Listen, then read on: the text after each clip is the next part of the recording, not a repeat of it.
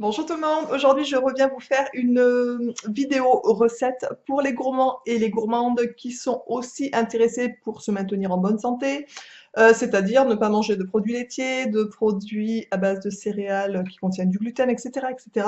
Aujourd'hui je vais vous préparer un petit dessert, je vais vous donner la recette d'un petit dessert que je fais à la maison qui est très vite fait, facile à faire et qui revient pas si cher que ça et qui est vraiment succulent. Je fais ce genre de vidéo parce que pour ceux qui me suivent depuis longtemps, comme vous pouvez le savoir, je suis un régime particulier sans gluten, sans lait, etc. Alors bien entendu, mon type de régime n'est pas destiné qu'aux personnes qui sont atteintes d'une maladie, peu importe laquelle, puisque si on veut se maintenir en bonne santé, je pense que c'est un des secrets de la longévité. Bref, voilà.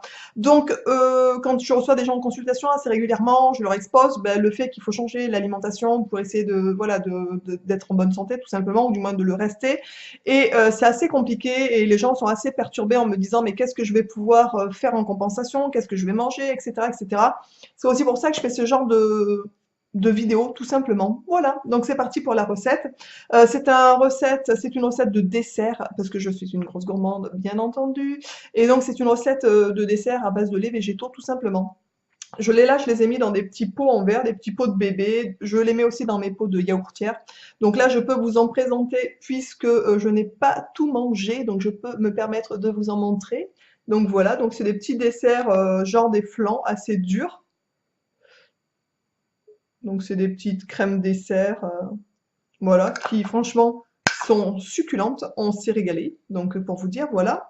Donc c'est très simple. Pour faire ce dessert, de toute façon, je vous noterai sous la vidéo la recette, tout simplement. Vous l'avez aussi sur la vidéo, mais je vous la noterai dessous. Comme ça, vous n'avez plus qu'à faire copier-coller à la limite sur une page et vous l'imprimez, terminé, vous avez la recette directement. Donc c'est une boisson, un dessert qui est bien entendu sans lait de vache. Donc voilà. Pour commencer, pour environ 6 petits pots, on va dire ça comme ça, il vous faut 60 centilitres de lait. Alors vous pouvez mettre du lait de riz, du lait d'amande, etc. Moi je favorise régulièrement le lait d'amande puisqu'il ne fait pas monter l'indice glycémique par rapport au lait de riz par exemple. Et en plus de ça, il est riche en calcium, ce qui ne gâche rien. Voilà. Donc il vous faut 60 centilitres de lait végétal.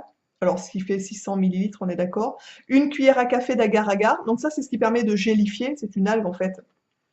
Une cuillère à café de fécule de tapioca. Moi, je ne mets pas de fécule de maïs, puisque dans le régime signalé, on n'utilise pas de maïs, puisque c'est une céréale qui est extrêmement modifiée.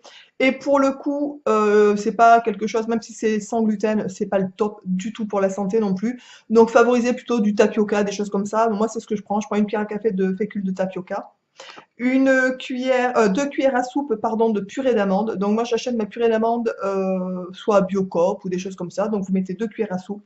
Il vous faut 100 grammes de chocolat noir, une cuillère sans lait bien évidemment. Donc regardez bien la compo parce que dans le chocolat noir ils mettent souvent du lait. Donc il faut faire gaffe en fonction du chocolat que vous achetez qu'il n'y ait pas de lait à l'intérieur.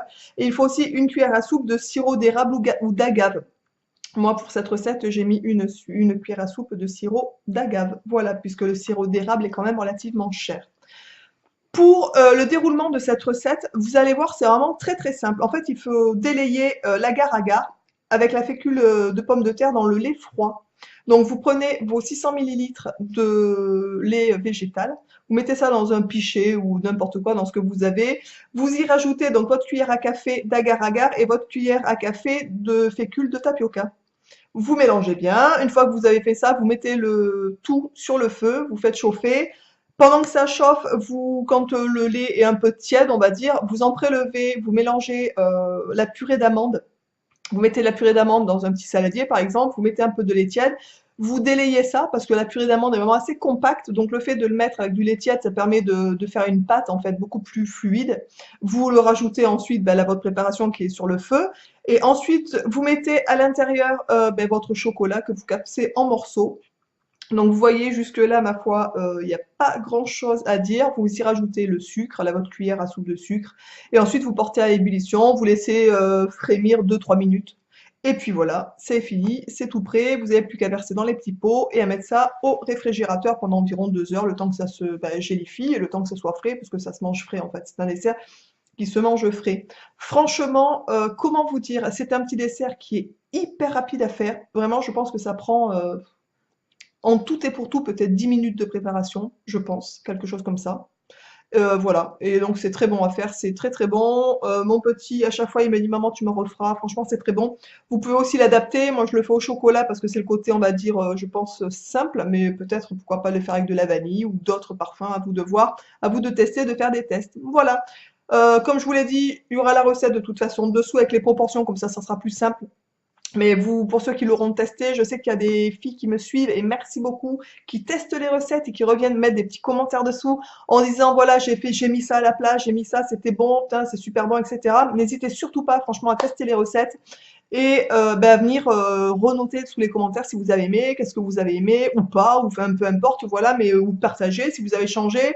Par exemple, si vous mettez du chocolat, vous mettez autre chose, qu'est-ce que ça a donné? C'est bien aussi de pouvoir échanger, puisque moi aussi, je suis preneuse de bonnes petites recettes. Voilà. Je vous embrasse tous et toutes bien fort. Régalez-vous bien. Je vous embrasse tous. Et je vous dis donc à très très vite dans une prochaine vidéo.